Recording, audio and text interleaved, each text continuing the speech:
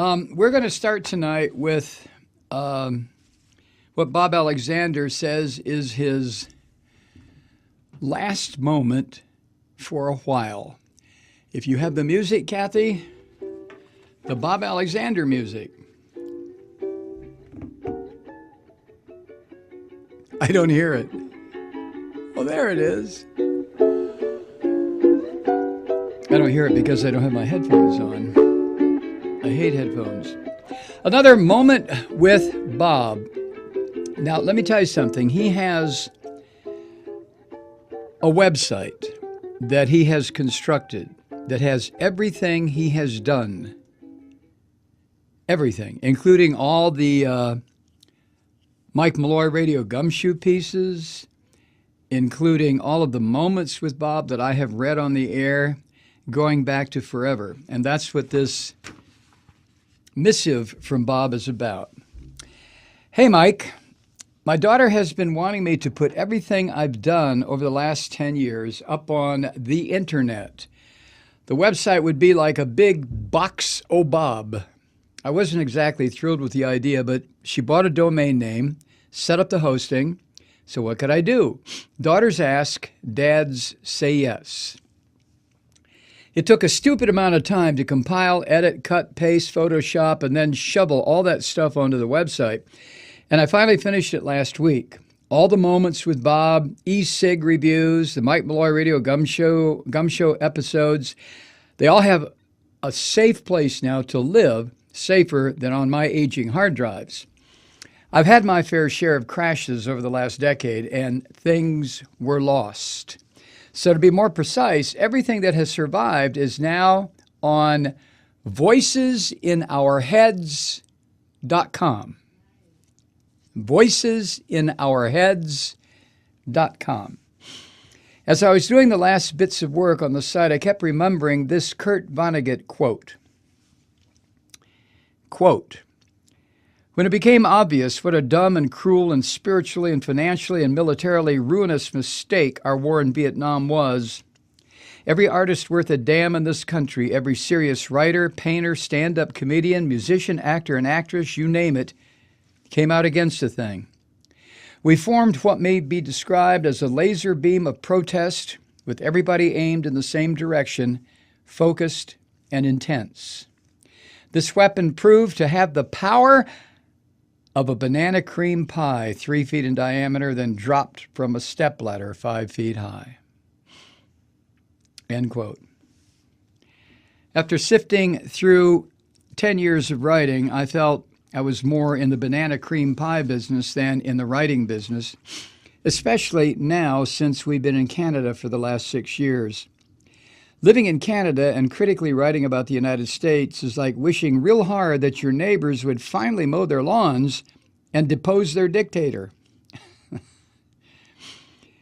Ever since Fucko the Clown threw his Make America Great Again hat in the ring, it's been progressively harder to type about Fucko's multiple ring circus, starting off with most of those shitty hats were made in China, Vietnam, and Bangladesh. It's just crazy. And the crazy is happening so fast, I can really only find one coherent way to write about it. Dear Diary, today Fucko did this thing and that thing. And yesterday he did 4 unimaginable things. And Fucko's son did a shit pile of stupid things along with everybody else who works for or with Fucko. At that point, it's not writing, it's just list making. And I don't want to make lists. I agree with Masha Gessen when she talked about, quote, the impossibility of going on to a democracy after Trump, end quote. I said I wasn't going to write any more moments in October of 2009.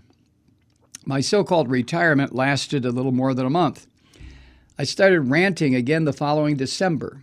I think this hiatus is going to last longer, a lot longer.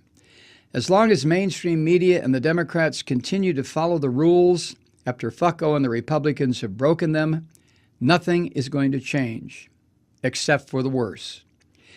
If I thought things were dark before, they're way darker now.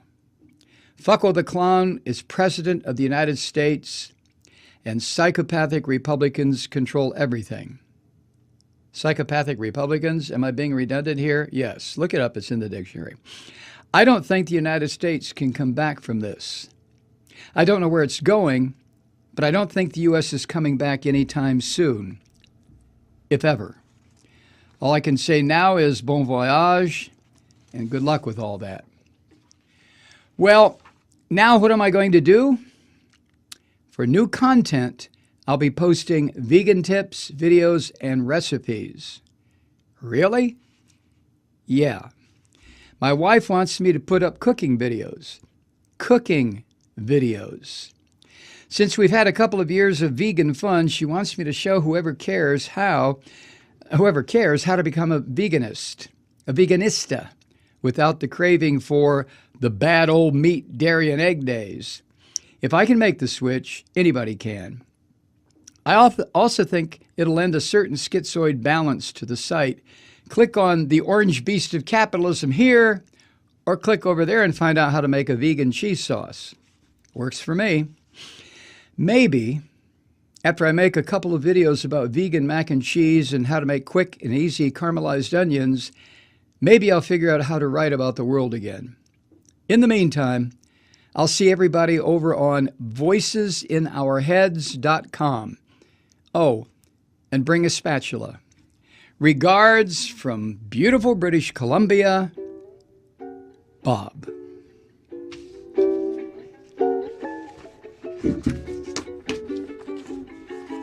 Another Moment with Bob, brought to you by your friends at Offshore Drilling. If you haven't, well, obviously you haven't. I just announced it. But go to the website. I went there this afternoon, and Jesus Christ, everything is there. VoicesInOurHeads.com. Now, if you don't go to the website, I guess Bob has a way of tracking not who you are, but how many hits his website has gotten. If you don't go, he's going to feel bad, and he's going to think that maybe I didn't read his last moment. VoicesInOurHeads.com. There's all kinds of shit there. I mean, it's just, I started noodling around in there while you were gone today, Kathy, and I mean, you can really get everything you could possibly want that Bob Alexander has ever done with this program is right there. All of the old Mike Malloy Radio gumshoes, all of the moments with Bob, all sorts of stuff. All right? VoicesInOurHeads.com.